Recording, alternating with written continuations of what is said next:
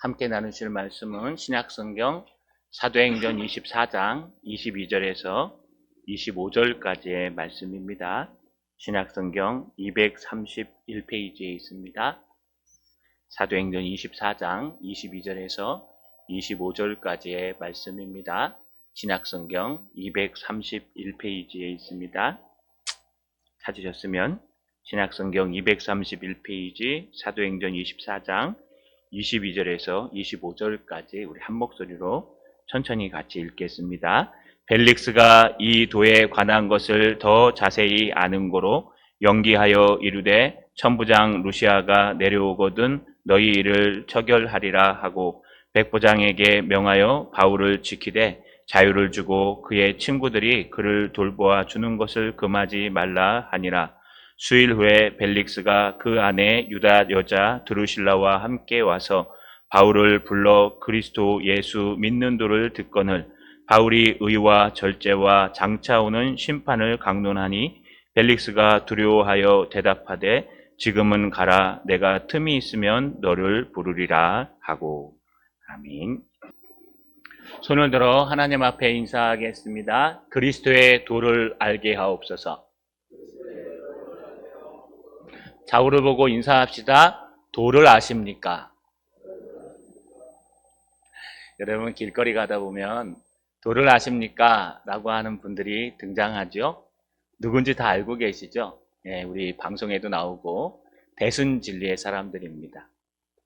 길거리 가다 보면 전에는요 두 사람씩 꼭 허름한 옷을 입고 가방 하나를 메고 다니면서 도를 아십니까? 라고 물어보는데요. 그러면 저 사람 대순진리구나 하고 비켜갑니다. 그래서 요즘은 전도하는 멘트가 바뀌었답니다. 뭐라고 전도하냐 하면요. 당신의 얼굴을 보니까 복받게 생겼네요. 당신의 얼굴을 보니까 인생이 잘 풀리게 생겼네요. 그러면서요. 호감을 가지고 다가온다고 합니다. 그러면 혹해가지고요. 사람들은 자기를 좋다 하는 사람을 싫어하지 않기 때문에 혹해서 다가가면요. 그런데 한 가지 부족한 게 있는데 이것만 해결하면 그냥 형통하고 복이 펑펑 불러 들어올 것 같습니다. 라고 얘기한답니다. 그게 뭡니까? 그러면 말 안 하고요. 저는 공부하는 사람인데 저를 따라가 보시죠. 갔다 왔던 저희 대학 때 동기가 하나 있는데 여러분 거기 갔습니다. 예, 그 도장에 가갖고 들어갔는데 들어가는 순간부터 분위기가 바뀌더랍니다. 들어가기 전까지는 네 발로 들어왔는데 들어가고 나오는 건 네 발로 못 나온답니다. 가서 많은 덩치 있는 사람들이 서 있고요. 옷을 갈아입어야 되고 옷을 갈아입고 나면 제사장 앞에 딱 가가지고요. 함께 제를 올리자고 얘기한답니다. 그러면서 거기 대장에 나오셔서 당신은 조상에게 음료수라도 하나 바쳐야 인생이 풀리고 좋아진다. 그러면서 제사상을 차리게 한답니다. 결국 제사장 하나에 50만 원, 100만 원 하는 제사상을 그 당시에 그 돈으로 차렸다고 합니다. 여러분 정말 이게 도일까요? 도를 아십니까? 여기에 도라는 건 길도자를 쓰기도 하지만 정말 바른 길이 무엇인지 아십니까? 라고 물어보는 내용입니다. 오히려 대순진리회가 처음에 전도했던 게 더 대순진리회 다운 겁니다. 도를 아십니까? 저는 공부하는 사람인데 도에 대해서 연구하고 있습니다. 이게 사실인데 이것을 이제 조금 더 다가가기 위해서 바꿔버린 겁니다. 오늘날 우리의 복음도 이렇게 바뀌어 있지 않는지 고민을 해봐야 될 것 같습니다. 우리가 전도할 때요. 물론 가서 당신은 죄인입니다. 라고 얘기하면 내가 죄인이야? 그리고 도망가 버리겠지만 그래서 우리는 하나님을 당신을 사랑하십니다. 저에게 오셔서 말씀 듣다 보면 은혜가 많고 사랑이 많아집니다. 라고 말씀하시겠지만 물론 그게 있습니다. 그러나 실제로는요. 복음은 그렇게 전하는 것이 맞지는 않습니다. 오늘 말씀을 통해서 우리가 전하는 우리가 전하는 예수 그리스도의 도가 무엇인지 또 그것을 어떻게 전해야 하는지 우리가 한번 돌아보는 여러분 마음속에 있는 도를 돌아보시는 저 여러분 되시길 주님의 이름으로 간절히 소망합니다. 벨릭스는요, 이제 재판을 내려야 됩니다. 벨릭스 앞에 서 있는 사도 바울이 아무리 봐도 죄가 있지는 않은 것 같습니다. 첫 번째는요, 사도 바울이 끌려왔던 그 날에 천부장 글라우디오 루시아가 같이 보고서를 하나 보냈는데 그 보고서에 종교적인 문제 말고는 사법적으로 사도 바울을 치리할 수 있는 범죄를 한 적이 없습니다 라고 얘기했습니다. 또 두 번째는요, 더둘러라는 변호사가 와서 고발자를 대표해서 돈을 받고 사도 바울을 세 가지로 여러분 고발했습니다. 선동 정치를 하는 사람이다. 또 그리스도의 도당이다. 또 저들은 모이기만 하면 안 되는 사람들인데 성전을 모독한 사람이다. 이것에 대해서 사도 바울이 다 변론했습니다. 그리스도인의 여러분 우리가 정치관, 그리스도인의 공동체관, 그리스도인의 신앙관 이 세 가지 부활신앙까지 제가 다 설명드렸습니다.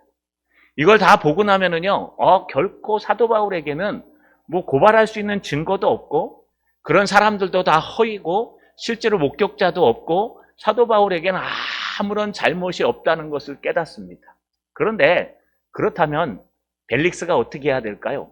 벨릭스가 정의로운 사람이라면 당연히 사도 바울을 여러분 석방시켜줘야 됩니다. 왜? 천부장이 보내온 보고서에도 무죄하다 그러고 또 사도 바울을 고발한 사람도 증자가 하나도 없고 정치적인 문제가 아니라 종교적인 문제이기 때문에 너희들끼리 다투면 된다라고 하면서요 그냥 놓아주는 것이 바른 방법입니다. 근데 과연 그렇게 했을까요? 오늘 먼저 등장하는 아주 충격적인 내용이 하나 등장합니다. 뭐냐 하면은요 오늘 22절 상반절에 보니까 벨릭스가 이 도에 관한 것을 더 자세히 아는 거로. 뚱딴지 같이요. 사도 바울의 모든 변론이 다 끝나고 나서 이 사도행전을 쓴 누가는 뭐라 그러냐? 이 로마의 대표적인 탐관오리, 돈을 밝히고 다 밝히는 이 대표적인 탐관오리 벨릭스가요. 다른 사람보다 더 자세하게 이 그리스도의 도에 바울이 전하는 이 복음에 대해서 알고 있다는 뜻입니다. 여러분 여기 더 자세히라는 단어는요.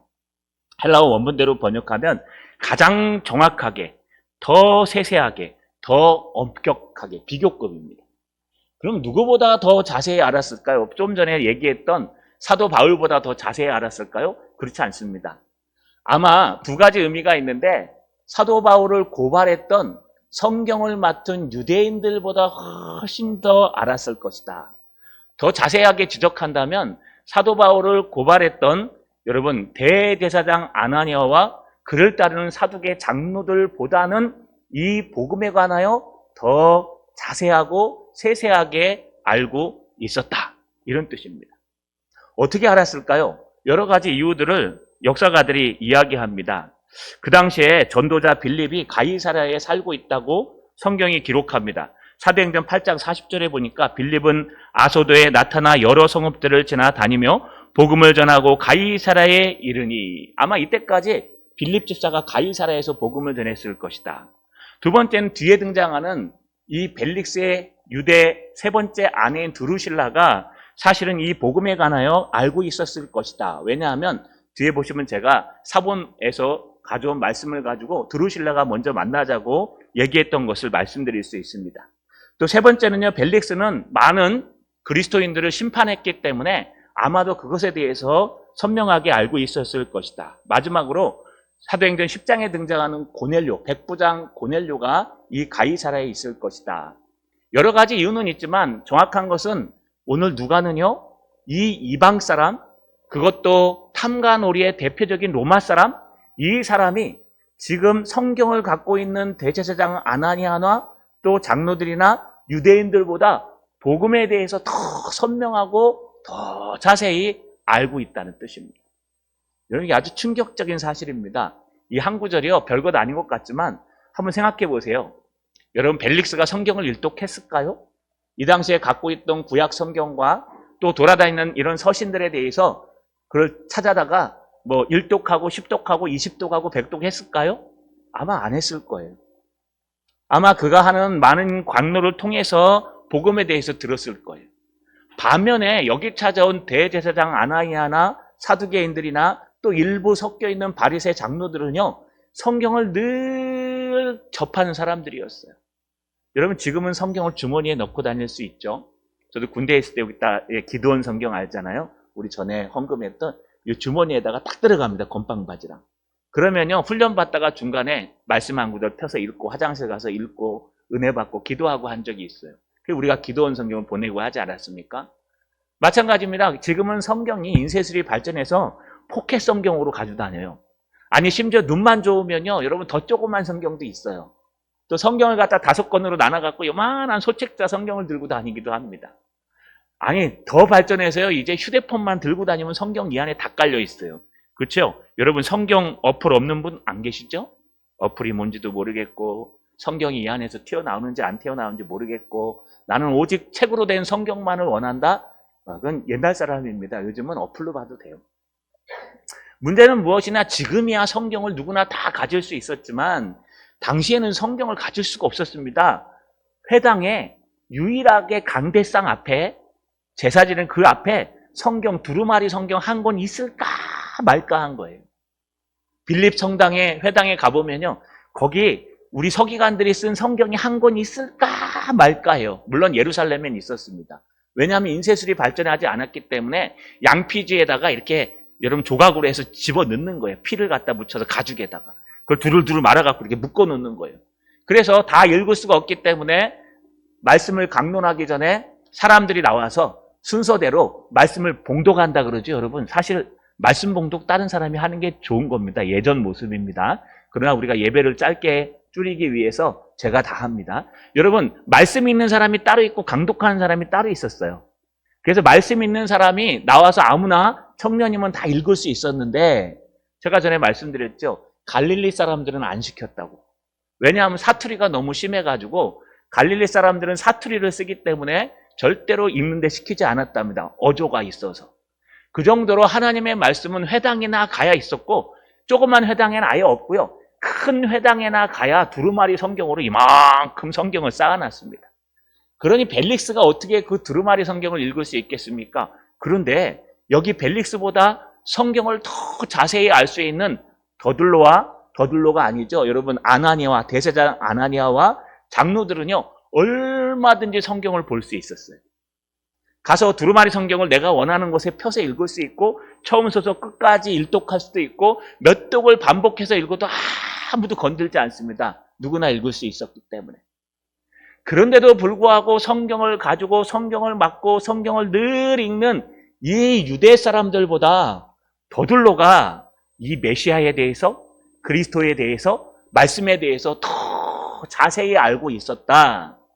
얼마나 치욕스러운 일일까요? 여러분 추측하건대 두 가지 의미가 있을 겁니다. 하나는 이 사람들이 읽어도 자신의 뜻대로 읽었기 때문에 좋은 구절에 노란추로 이렇게 딱 형광펜만 쳐가지고요. 그것만 계속 읽었기 때문에 정말 고난받는 그리스도 메시아가 오실 것이라는 구절, 장차 천국에 있을 것이다 이런 것들은 다 안 읽었다는 거예요. 너는 회개해야 된다 이런 거 다 안 읽었다는 거예요. 또 하나는요. 성경을 전혀 안 읽었다는 뜻입니다. 오늘날도 여러분 성경을 들고 다니시는데 한 번도 안 읽으신 분들 많으시죠? 여기저기 띄엄띄엄 읽긴 읽었는데 성경을 전혀 처음부터 끝까지 읽어본 일이 없으신 분들도 있을 겁니다. 여러분 읽으셔야 됩니다. 성경은 읽으라고 우리에게 주신 거예요. 우리 최근에 들어서 성경 읽는 게 뜸해졌습니다.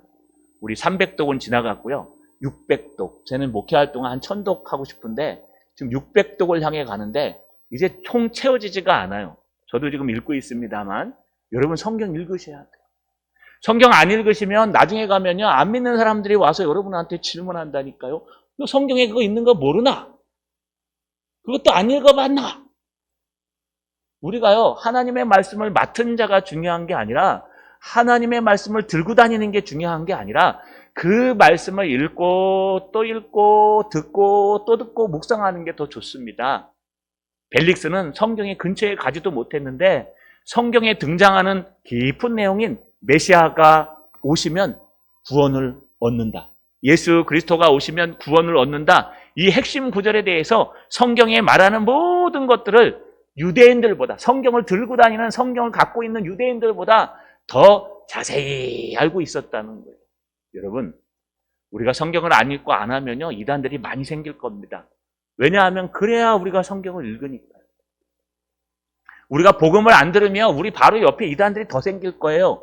왜냐하면 그래야 우리가 복음을 읽고 정신을 차리고 저들과 우리가 다른 게 무엇일까? 저는 오히려 감사합니다. 우리 옆에 있어서. 왜냐하면 여러분, 우리 옆에 있는 거나 좀 떨어져 있는 교회나 뭐가 다를까요? 눈에 보이고 안 보이고의 차이점이죠. 그런데 우리 옆에 있으니까 눈으로 보니까 늘 새벽기도 끝나고 나한테 불 켜졌나? 금요철아 나 끝나고 나한테 불 켜졌나? 오늘은 어떤가? 여러분 예민하니까요. 늘 경계하고 기도하게 되고 또 뭘 하나 하더라도 더 자세하게 뚜렷하게 하려고 노력합니다. 그런데 여러분 한 단계만 지나간 교회가 돼도요. 우리 일이 아니에요. 아이고 동산교회 힘들겠네. 우리랑은 관계없어요. 그러면 어디로 바이러스가 쳐들어가겠습니까? 여러분 우리는요. 늘 성경을 보고 읽고 성경을 쓰고 하나님 말씀 가까이 가야 돼요. 우리가 가까이 가지 않으면 전혀 엉뚱한 사람들이 나타나요. 저는 최근에 도올의 요한복음 강의를 듣습니다. 여러분 기가 막혀요. 우리 목사들 다 지금 정신 차려야 됩니다. 왜냐하면요, 이 땅에서 그냥 번영신학, 해방신학만 얘기하다 보니까 정말 하나님의 복음에 대해서는 파지 않아요. 설교는 대충 해도 괜찮아요. 설교는 그저 성도들에게 복 받는다, 힘들죠. 걱정하지 마, 하나님이 다 해결해 줄 거야. 웃기지 마세요. 무슨 하나님이 다 해결해 줘요. 우리가 바뀌어야지 해결해 주시지. 복음에 대해서 전혀 얘기하지 않고요. 그냥 다독거리고 사랑한다, 애처럼 막 키우는 거예요. 그러니까 복음엔 관심이 전혀 없어요. 그런데 도올의 요한복음 한번 가서 들어보세요. 우리보다 더 잘 해석합니다. 기가 막힙니다. 정말 반박하려면요. 하나님의 신앙 빼고는 우리보다 뛰어난 것 같아요. 여러분 기장 측에서 강의하는 걸 들으면서 가슴이 막 찢어졌어요. 하나님 내가 저 인간보다 더 모르네요. 하나님 내가 저 인간보다 더 복음에 대해서 목사가 돼서 모르고 있네요. 내가 도대체 복음에 대해서 아는 게 무엇입니까? 오히려 여러분이 안 하면요. 이단들이 복음을 더 잘 알게 돼 있어요. 여러분 우리가 안 읽고 안 쓰고 안 배우면요. 저들이 우리보다 훨씬 더 잘 배우고 잘 알고 왜곡되고 잘못된 건데 그걸 들고 온다고요. 그럼 어떻게 이기려고요? 사랑이 많아서 이깁니까? 지혜가 똑똑해서 이길 수 있을까요? 전혀 안 돼요. 여러분 우리는요. 최소한 우리가 갖고 있는 말씀에 관해서는 전문가가 돼야 됩니다. 이제 여러분들은 일반 사람들처럼 하시면 안 돼요.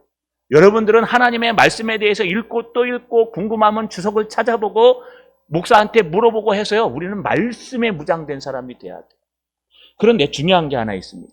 그렇다면 더둘러가 더 자세하게 말씀을 알았으니까 복음을 알았으니까 그의 삶도 더 자세해졌을까요? 그렇진 않은 것 같습니다. 22절에 보니까 이렇게 말합니다. 연기하여 이르되 천부장 루시아가 내려오거든 너의 일을 처결하리라 하고 연기한다는 건 연극한다는 뜻이 아니라 연기한다는 거 재판을 연기한다. 뭐 정치적 얘기는 아닙니다. 최근에 유행하는 단어가 연기된 정의는 정의가 아니다. 지연된 정의는 정의가 아니다. 여러분 이게 일리는 있습니다. 왜냐하면요. 지금 여기서 여러분 벨릭스가 재판해야 되는 건 무엇이냐? 사도 바울이 죄가 있냐 없냐를 재판해서 로마에까지 올려보낼 필요는 없습니다. 여기서 해방해주면 다 끝나는 거예요. 벨릭스가 여기서 봐라. 글라우디오 루시아 내 부하가 현장을 보고 그걸 기록한 보고서를 보니까 아무 죄가 없더라. 종교적인 죄밖에 없더라. 그럼 너 해방. 아니요. 지금 더둘러가 와서 고발했는데 그 고발한 거에 대해서 사도 바울이 다 일일이 변론하고 증인이 있습니까? 상황을 본 사람이 있습니까? CCTV가 있습니까? 뭐가 있습니까? 아무것도 없지 않습니까? 증거가 없지 않습니까? 이건 헛소리입니다. 누가 더 맞는 거예요? 여러분 무고죄라 그래서요. 그게 저 사람들이 잘못된 거예요. 그래서 당연히 해방시켜줘야 됩니다. 심지어 더둘러는 복음에 대해서도 그들보다 더 잘 알아요. 성경을 가진 사람보다 하나님의 말씀을 더 잘 알고 성경을 소유한 사람들보다 하나님의 말씀, 복음에 대해서 더 잘 알고 예수 그리스도를 믿으면 구원받는다는 소리도 다 들었고 다 알고 있어요. 그러면 어떻게 판결해야 돼요? 정직하게 넌 해방, 넌 석방, 오늘부로 죄 없음, 돌아가 이래야 되지 않습니까? 이게 복음 아닙니까? 전혀 그렇지 않습니다. 뭐라고 얘기하냐? 야 너를 이곳까지 이송한 내 부하 천부장 글라우디오 루시아가 가이사라로 올라올 때까지 네 모든 판결은 연기한다. 유보한다. 무죄가 확실한데도 유보시키는 거예요.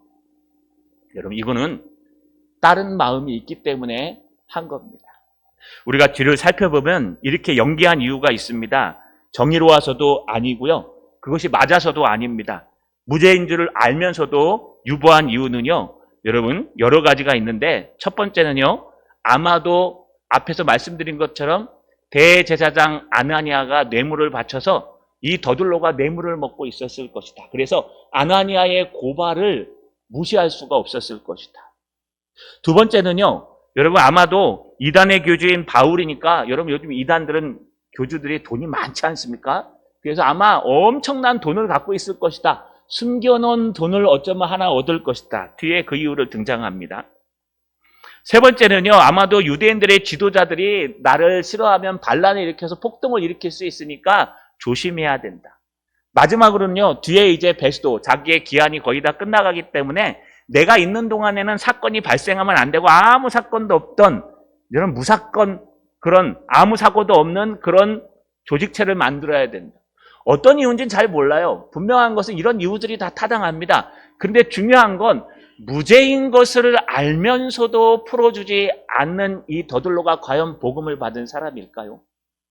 그것이 잘못됐음에도 불구하고 그것을 눈 감아주고 넘어가는 것이 과연 더둘로가 정말 신앙인이라고 할 수 있을까요? 그 이유 중에 또 하나 등장해요. 23절에 보니까 백부장에게 명하여 바울을 지키되 자유를 주고 그의 친구들이 그를 돌보아 주는 것을 금하지 말라 하니라. 이게 죄 없다는 거 아는 거예요.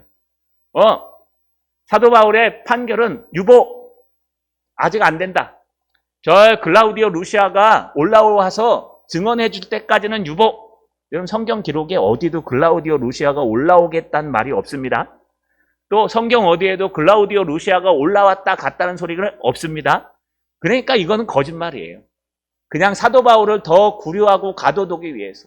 왜요? 아까 말씀드린 대로 여러분 뭐 아나니아에게 뇌물을 받았던 등 아니면은 또 자기가 사역하는 동안에 아무 사건이 없게 하는 등 또 자기가 돈을 또 더 많이 받을까 싶어서 인간적인 이런 모든 자기의 유익과 이익 때문에 하나님의 복음을 알면서도 그 복음이 내 삶과는 전혀 관계없고 지식적으로만 알고 있었다는 겁니다. 이게 우리의 맹점입니다. 우리도 복음을 압니다. 예수 믿으면 구원받는다는 걸 알아요. 예수님께서 우리에게 말씀하신 모든 말씀들을 듣습니다. 그런데 그 말씀대로 살 수 있었던가요? 사라지던가요? 원수를 사랑하고 너를 핍박하는 자를 위해 기도하라 그러는데 기도하십니까? 그냥 원수는 밟아 죽여야 되고 너를 핍박하면 가만 놔두면 안 되고 어떻게 하시는지 머리를 써서 보복해야 되지 않습니까? 나에게 상처를 한 대 때리면 저건 2대 때려야 다시는 나한테 안 덤빈다. 제 전도사님 중에 한 분이 있어요. 권투하신 분인데 나 그 친구 지금 목회 안 합니다. 나 안 할 줄 알았어요. 제 밑에 있는 친구인데 청년들이랑 놀러가서 물싸움 하면 여러분 우리가 힘이 뭐 없어갖고 져줍니까? 지도자니까 져주는 거예요. 그렇죠? 그냥 지도자니까 저도 뭐 태권도 하고 막 해갖고 하는데 막 오면은야 막 일부러 막 여자 청년들이 밀면 와 하고 탁 가서 엎어지고 막 아픈 척하고 막 그래요. 그러면 막 좋아가지고 우리 목사님 아프다 그래요. 또 공격해요. 막 물놀이 가서. 얼마나 재밌습니까? 목사를 좀 괴롭히면서 좋아하잖아요. 한번 넘어져 주면 얼마나 좋아요. 그런데 이 친구는요. 어려서부터 권투를 배우면서 그걸 배웠대요. 내가 한번 힘으로 져주면 다음에 또 나를 공격한대요. 안 져줘요. 여자 청년인데도 들여다 엎어버려요. 그냥. 다 매다 꼽아버려요. 권투에서 얼마나 힘도 센지 그 청년을 이길 수 있는 사람은 아무도 없어요. 저도 갔다가 매다 꽂았어요. 권투니까 저는 안 돼요. 그냥 매다 꽂아갖고 꼭 떨어졌다. 야, 내 후배인데 참 참 섭섭하더라고요, 이게. 이놈이 제정신인가? 그래도 목사인데 지는 전도사고. 그래, 여러분, 그런데 이 친구의 사고방식은 그거예요. 힘으로 할 때는 확 제압해버리지 않으면 다음에 또 덤빈대요. 그래서 한번 싸울 때 완전히 제압을 해버려야 찍소리 안 하고 따라온다는 거예요. 여러분, 일리가 있어요, 그죠? 세상 얘기하는 거예요. 그 정도도 져주지 못하면 그게 무슨 리더자입니까? 한 대 맞아주지 못하면 그게 무슨 리더자예요? 한 대 맞으면 헤이 그런가 보다. 근데 나 바보야. 재밌지? 여자 청년이 딱 밀어들여 가서 발랑 엎어지면서 너 힘 되게 세다. 뭐가 세요 세기는? 한 손가락도 안 되는데. 그런데도 져주는 거예요. 왜요? 정말 사랑하니까. 정말 아끼니까. 여러분 부모와 자식의 싸움 누가 이겨요? 부모가 이기죠? 힘이 세니까. 어느 날 자식이요, 내 눈에 차지도 않는 딸이 남편을 데리고 왔어요. 이놈의 자식 직장도 제대로 된 것 같지 않고 생긴 거 보니까 짤이 몽땅해갖고 미래도 없어 보이는데 어이구 우리 딸내미는 뭐가 좋다고 눈이 뒤집혀갖고 저런 걸 좋아한대? 안 돼! 근데 결국은 안 될까요? 결혼할까요? 거의 결혼해요. 왜 할까요? 그거 못하게 말리면요 평생 원망 들어요. 그냥 네가 좋으니까 네가 콩깍지에 씌었으니까 지지고 먹고 살아라. 힘들다고 나한테 와서 손 벌리지 말고 나한테 와갖고 뭐 하지 마! 그러죠? 그러면서 져줘요. 왜 지는지 아세요? 부모가 고집이 없어서요? 아니요. 사랑하는 사람이 지는 거예요. 주님이 왜 우리를 향해서 허용하십니까? 왜 하나님이 심판하시면 될 텐데 하나님 손이 없으실까요? 하나님은 몰라서 그럴까요? 거짓말인지 잘못된 건지 몰라서 그럴까요? 아니요. 하나님은 사랑하시기 때문에 허용하시는 거예요. 어떤 분이 설교를 너무 잘 들으셨어요. 그래서 그런 말 하라고요. 하나님이 허용하시는 것이 아니라 허락해 주시기를 바랍니다. 이 말씀이 이해되면 대단하신 분이에요. 하나님이 허용해 주는 것이 아니라 허락해 주시길 바랍니다. 여러분 허용과 허락의 차이점이 뭘까요? 허용은 안 되는 걸 알면서도 정말 이거는 안 되는데 대표적인 게 무엇일까요? 사울을 세우려고 그랬을 때 있지 않습니까? 사무엘에게 찾아가서요. 이스라엘 백성들이 당신 아들들 못 믿겠어요. 이제 사사는 더 이상 못 믿겠어요. 그러니까 우리도 저 블레셋이나 다른 나라처럼 정말 힘 있는 왕을 주십시오. 라고 얘기할 때 여러분 사무엘이 가서 기도하니까 하나님 뭐라 그래요? 그들이 너를 버린 것이 아니라 나를 버린 것이다 라고 하면서 그들이 원하는 잘생기고 키가 하나 더 큰 사울왕을 줍니다. 이걸 허용이라고 얘기해요. 정말 저거 하면 안 되는데 그럼에도 불구하고 그걸 해오기 때문에 내가 정말 안 되는데 그러나 기다려주는 거예요. 그래 한 번 참는다. 두 번 참는다. 괜찮아. 여기까지 한다. 하면서 사랑하는 사람에게 기회를 주고 물러나는 걸 허용이라 그래요. 여러분 허용이 계속되면 심판을 받아요. 그러나 허락이 되면 괜찮아요. 하나님이 허락하는 것은 그건 괜찮아. 그 정도는 할 수 있어. 라고 허락하시는 거예요. 여러분 이 모든 것이 어디로부터 나옵니까? 하나님의 말씀, 하나님의 은혜로부터 나오는 겁니다. 지금 더둘러는 많은 것을 알고 있었습니다. 유대인들보다 더 많은 복음을 알고 있었습니다. 하나님의 말씀 그리스도의 도에서도 알고 있어요. 하나님은 여러분 그리스도는 우리를 사랑하셔서 십자가에 달려 죽으시고 우리를 구원하시고 그를 믿으면 구원을 받는다는 것도 알고 있어요. 하나님은 당신을 사랑하는 것도 알고 있어요. 이 유대인들보다 더 자세히 알고 있어요. 그러면 어떻게 해야 돼요? 내가 삶으로 그것을 표현해야 되는데 아직 저들로는 거기까지 못 간 것 같습니다. 아는 것 따로 나의 판결 따로 그래서 연기시키는 거예요. 혹시나 뭐 하나 얻을까? 혹시나 나에게 유익이 생길까? 혹시나 나에게 도움이 될까? 혹시나 내가 아나니아에게 받은 뇌물이 탄로가 나지 않을까? 나의 유익을 위해서 하나님의 정의를 막아버리는 것 이거는 복음을 알지 못하는 사람과 똑같습니다. 여러분 성경에 보면은요 이 복음은 아무나 받을 수 있는 게 아닙니다. 제가 묵도할 때 읽었죠. 고린도전서 12장 3절 말씀 그러므로 내가 너희에게 알리노니 하나님의 영으로 말하는 자는 누구든지 예수를 저주할 자라 하지 아니하고 또 성령으로 아니하고는 누구든지 예수를 주시라 할 수 없느니라. 다른 말로 얘기하면 성령이 내 안에 들어오셔야 내가 그 삶을 살 수 있다는 거예요.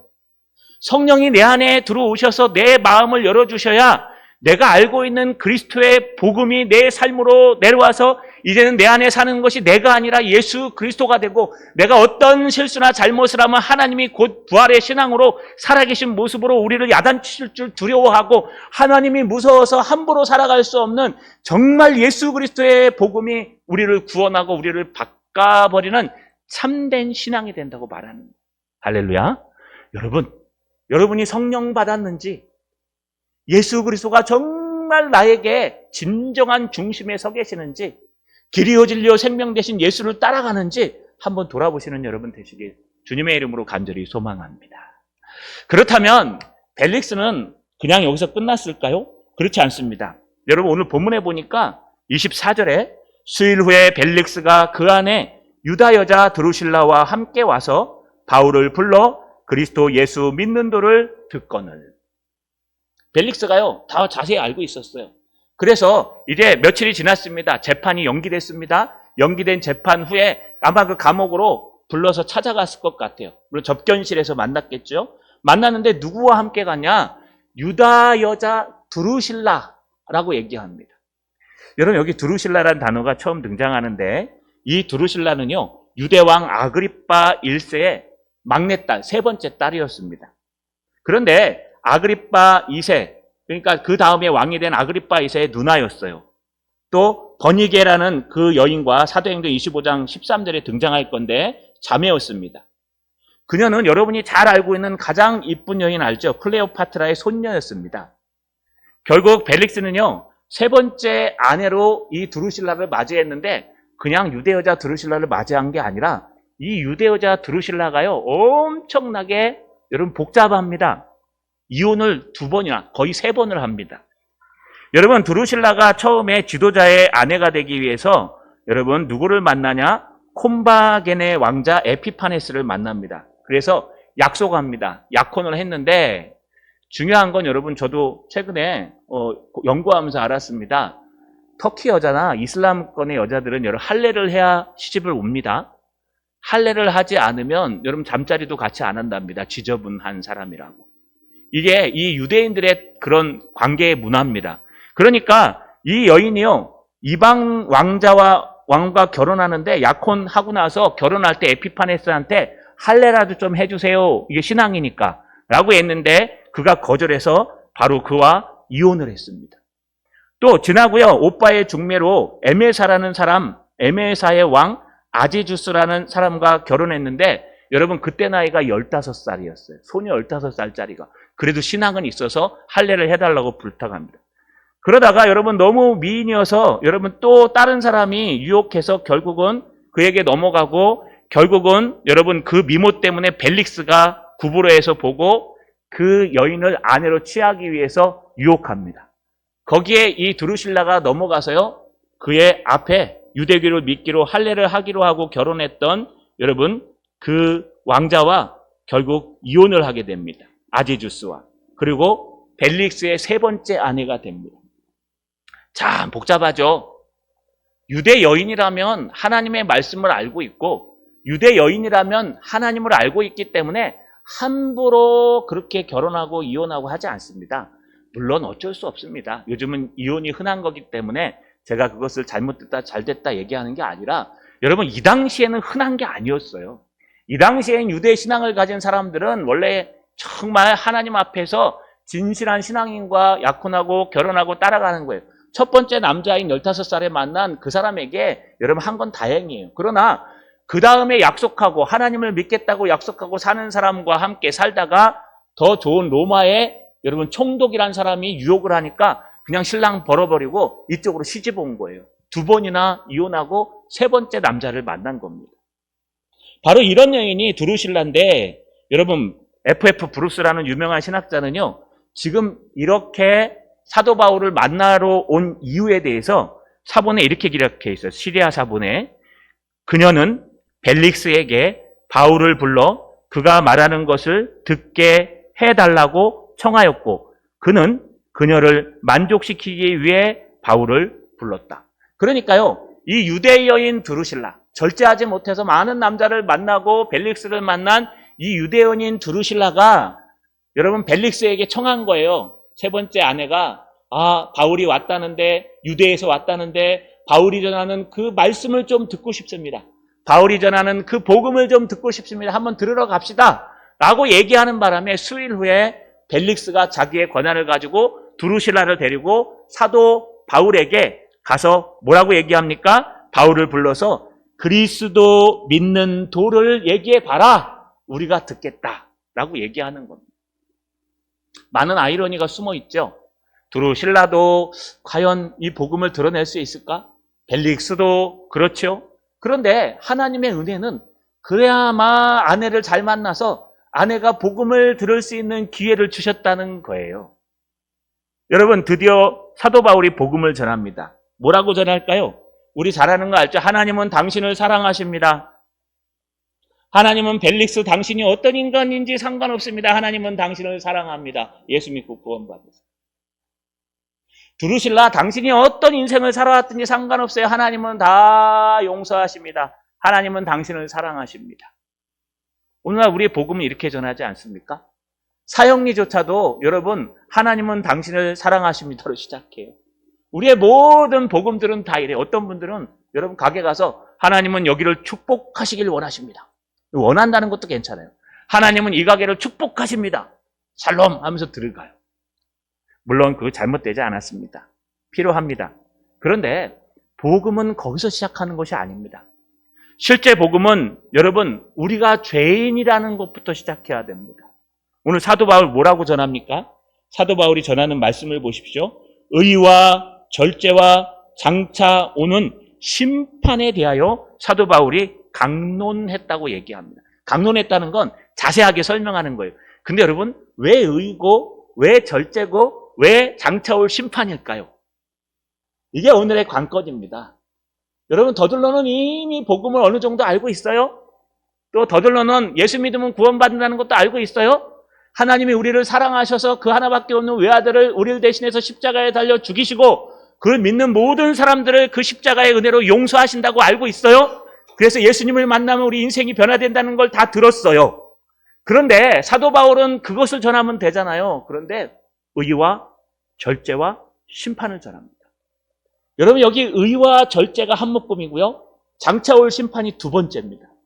복음의 첫 번째는 뭐냐? 당신은 죄인입니다. 당신은 죄인입니다.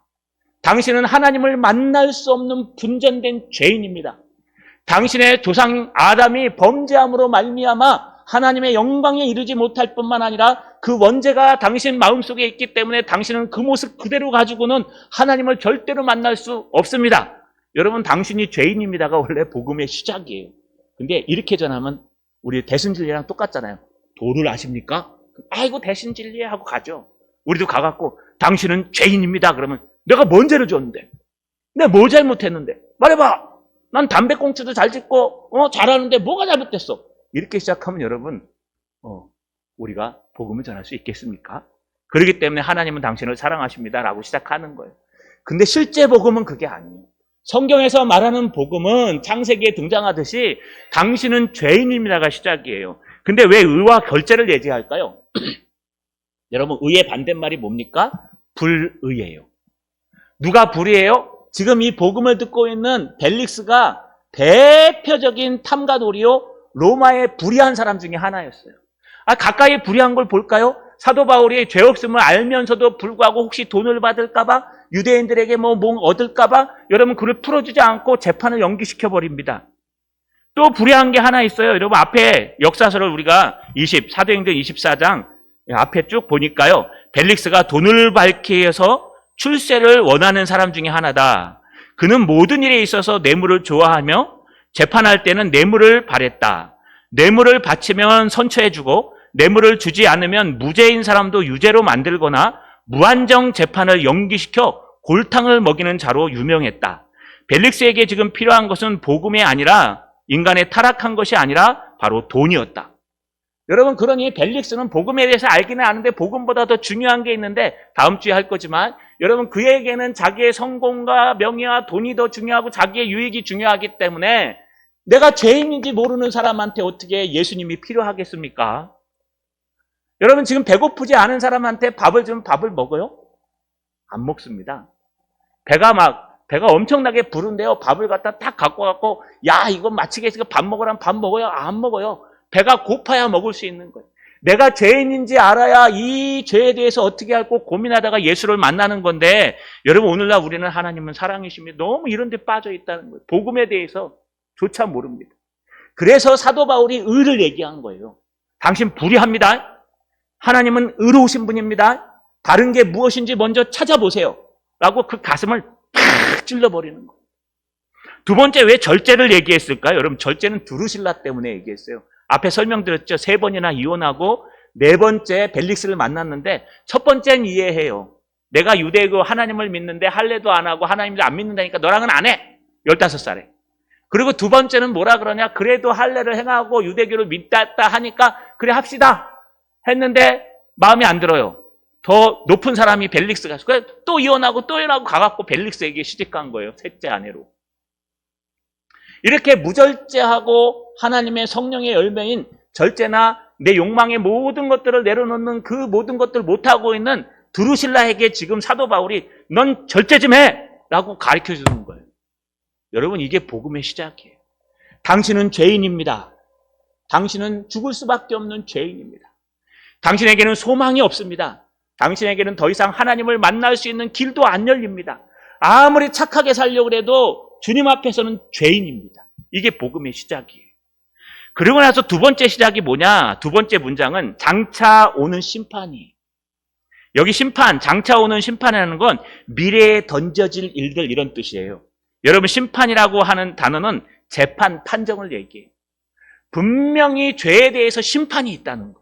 하나님은 살아계시기 때문에 당신의 죄를 조금도 용서하지 않고 다 갚아야 됩니다. 당신은 틀림없이 거기에 대한 심판을 받습니다. 로마서 6장 23절 죄의 싹은 사망이요 라고 돼 있죠. 당신의 그 죄 때문에 우리에게 사망이 들어왔고 당신의 잘못하는 것은 분명히 하나님 심판하셔야 되고 당신의 모든 것들을 용서하고 하시기 전에 주님은 그것에 대해서 물어보고 심판하실 것이다. 심판에 대해서 얘기하는 거예요. 다른 말로 얘기하면 당신 죄인입니다. 벨릭스, 당신은 이제까지 불의했잖아요. 그거 회개하지 않으면 예수 못 믿어요. 드루실라, 당신은 지금 절제 없이 살아가잖아요. 맛대로 원하는 대로 살아가잖아요. 남자 바꿔가면서 그거 용서하지 않으면 큰일 나요. 그러면서 언젠간 당신들의 그 불의함과 무절제함이 심판을 받을 것입니다. 하나님 임재하실 때 심판을 받는 것도 있지만 여기 장차라는 단어는 그런 단어가 아니에요. 여러분, 이 땅에서도 하나님이 심판하신다는 거예요. 하나님이 계속 허용하시면 언젠간 심판을 받아요. 하나님이 허락하셔야지 하나님의 허용만 계속 요구하시면 여러분, 하나님이 언젠간 그거 뜯어고치려고 팍 치신다니까요. 이게 심판이에요. 장차 올 심판. 그러고 난 다음에 뭘 전해야 되냐면요. 여러분, 이 심판의 날 피해갈 수 있는 방법이 있습니다. 라고 얘기해야 돼요. 사실은 이렇게까지 나오면 대부분 사람들은 뭐라고 얘기하냐? 복음이 함께하는 사람, 성령이 그 길을 연 사람들은 여러분, 이렇게까지 나오면 이렇게 고백합니다. 옛날에 사도 베드로가요, 오순절 성령 강림 사건 후에 사람들이 오해했죠. 저 술 취해서 그렇다. 아니라고 얘기하면서 복음을 막 전하니까 그 복음을 듣고 성령이 길을 열게 해갖고 사람들이 두려워해요. 지금 벨릭스도 두려워합니다. 두려워하면서 뭐라고 얘기하느냐? 여러분, 이렇게 얘기합니다. 형제들아, 우리가 어찌할꼬? 베드로에게 물어봐요. 그럼 어떻게 하면 되겠어? 내가 죄인인데 나 어떻게 하면 되지? 나 어떻게 하면 용서를 받을 수 있지? 어떻게 하면 이 복음을 듣고 천국에 갈 수 있지? 그럴 때 베드로가 이렇게 대답합니다. 베드로가 이르되 너희가 회개하여 각각 예수 그리스도의 이름으로 세례를 받고 죄사함을 받으라. 그리하면 성령의 선물을 받으리니 이 약속은 너희와 너희 자녀와 모든 먼데 사람들 곧 우리 하나님이 얼마든지 부르시는 자들에게 하신 것이니라. 여러분, 복음을 듣고 그 복음이 우리에게 들어오고 네가 잘못했어 라고 얘기하면 내가 뭘 잘못했는데 그건 성령이 안 역사한 거예요. 성령이 역사하면 그래 나는 그런 인간인데 그럼 나는 어떻게 하면 되겠어? 라고 물어보는 게 맞는 거예요. 그러면 그때야 비로소 하나님께서 한 길을 여셨는데 그게 바로 예수 그리스도에 관한 길이야 라고 하는 게 복음의 순서예요. 아니, 이런 일들이 또 하나 있어요. 사도행전 16장에 보면 간수가 죽으려고 그러다가 복음을 듣고 이렇게 말합니다. 선생들이여, 내가 어떻게 하여야 구원을 받으리까? 이 똑같은 상황에서 물어보는 거예요. 그때 베드로가 말합니다. 주 예수를 믿으라. 그리하면 너와 내 집이 구원을 받으리라. 할렐루야. 할렐루야. 여러분, 이게 복음이에요. 당신은 죄인입니다. 지금 그 죄를 버리지 않으면 절대로 주님을 만날 수 없습니다. 당신은 죄인입니다. 그 죄의 문제가 해결되지 않으면 하나님께서 분명히 당신을 심판하실 겁니다. 하나님이 지금 허용했다고 용감하지 마십시오. 조금 지나면 하나님이 또 허용하고 또 허용하고 또 허용하다 언젠가 한번 팍 심판하실 겁니다. 이제 불의를 버리시고 무절제함을 버리시고 하나님 앞에 나와 하나님 앞에 서십시오. 그러면 내가 어떻게 해야 됩니까? 이래야 되겠죠. 그러면 그때서야 사도 바울이 주 예수를 믿으십시오. 그러면 당신과 당신 가정이 구원을 얻을 것입니다. 그런데 여러분, 벨릭스는 뭐라 그랬게요? 25절에 보니까 벨릭스가 두려워하여 성령이 임한 거예요. 이거 두려워할 수 있다는 게 성령이 임하신 거예요. 성령께서 지금 문을 두드리고 계시는 거예요. 두려워하여라는 단어예요. 이거는 두려움과 던져지다라는 단어로 두려움이 던져졌다는 거예요. 다시 말해서 이 말을 듣는 순간 우리 마음속에 두려움이 팍 밀려오는 거예요. 여러분, 그러면 받으면 어떻게 하면 되겠습니까? 물어봐야 되는데 사도 바울은 벨릭스는 뭐라 그러냐? 지금은 가라. 내가 틈이 있으면 너를 부르리라. 아, 안 되겠다. 더 이상 들으면 내가 안 되겠다. 가라. 못 듣겠다. 가라. 다음에 한번 더 듣자. 그리고 보내는 거예요. 여러분, 벨릭스가 왜 이랬을까요? 우리는 개혁주의에서 이거를 성령 해방죄라고 얘기합니다. 성령 해방죄가 두 가지가 있는데 말씀, 교리적으로 해석하면 바로 이런 겁니다. 성령이 우리의 문을 열고 들어오시려고 하는데 우리가 거부하는 거예요, 복음을. 그러면 여러분 구원을 못 받고 여러분 영생을 얻지 못합니다. 또 하나, 목회적으로 볼 때 성령 해방죄는요, 역사적으로 볼 때 하나님의 복음이 전거되는 걸 막는 거예요. 이런 게 성령 해방죄인데 바로 여기에 등장합니다. 결국 벨릭스는 성령을 거부한 사람이 됐습니다. 정말 최고의 복음 전도자인 사도 바울에게 자기 부인과 함께 둘이서 최고의 복음을 받았는데 복음의 순서대로 당신은 죄인입니다. 고쳐야 돼요. 그러나 당신은 틀림없이 그것에 대한 심판을 받을 것입니다. 가슴이 막 떨리고 두려워왔습니다. 그러면 어떻게 하시라고요? 무릎 꿇고 기도하든지, 하나님 그러면 제가 어떻게 하면 좋습니까? 라고 얘기해야 되는데 그만, 자기의 권력과 힘으로 그만, 다음에 또 듣자, 돌아가라. 그리고 복음을 거부한 사람이 되었습니다. 영원히 지옥불에 떨어지고 하나님의 허용이 반복돼서 결국은 여러분 천국에 가지 못하는 그런 사람이 되었습니다. 말씀을 마치겠습니다. 우리가 죄인인지 한번 돌아봤으면 좋겠습니다. 우리는 무조건 하나님은 당신을 사랑하십니다. 여기서부터 시작해요. 이거 어쩔 수 없습니다. 그렇게 하십시오. 저도 그렇게 합니다. 왜냐하면 가자마자 당신 죄인이죠? 당신 죄인이에요. 그러면 누가 오겠습니까? 그러나 여러분 알고는 계십시오. 그것이 복음의 시작은 아닙니다. 복음의 시작은요, 우리의 아픈 곳을 후벼 파는 거예요. 그래야 우리가 고쳐질 수 있어요. 하나님이 허용하신 것을 허락으로 바꾸는 거예요. 그래야 우리 동산교회가 하나님의 사역을 감당할 수 있어요. 여러분, 가정이 잘 되는 방법이 뭔지 아십니까? 복을 비는 게 아니에요. 우리 가정에 있는 쓴뿌리들을 잘라내는 거예요. 우리 공동체 안에 있는 쓴뿌리들을 도려내는 거예요. 우리 마음속에 있는 이 쓴뿌리들을 도려내고 하나님이 허용하셨는데 그걸 다 도려내고 허락할 때까지 우리를 바꿔가는 모습, 이게 진짜 하나님의 복음이요, 하나님께서 우리를 쓰시는 모습입니다. 여러분, 도를 아십니까?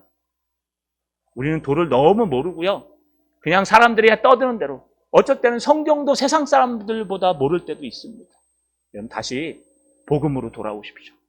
다시 말씀으로 돌아오십시오. 분명히 주님은 말씀 반석 위에 나의 교회를 세운다고 말씀하셨습니다. 자, 여러분, 우리 모두 다 복음으로, 말씀으로 돌아오셔서 성경을 더 열심히 읽고 복음을 더 열심히 훈련하고, 그래서 하나님의 복음이 놀라운 역사를 일으키는 저 여러분 되시기를 주님의 이름으로 축원합니다. 전능하신 아버지 하나님, 고맙고 감사합니다. 우리는 우리가 죄인임을 인정하고 있습니까? 정말 우리가 늘 범죄하면서도 고치지 못하는 의와 절제의 모습들은 있는지 다시 한번 돌아보게 하옵소서. 그래서 예수가 필요합니다. 그래서 예수 그리스도께서 필요합니다. 늘 예수를 붙들고 이 도에 대해서 알아가는 참된 성도 목사 될 수 있도록 도와주시옵소서. 예수님의 이름으로 기도하옵나이다.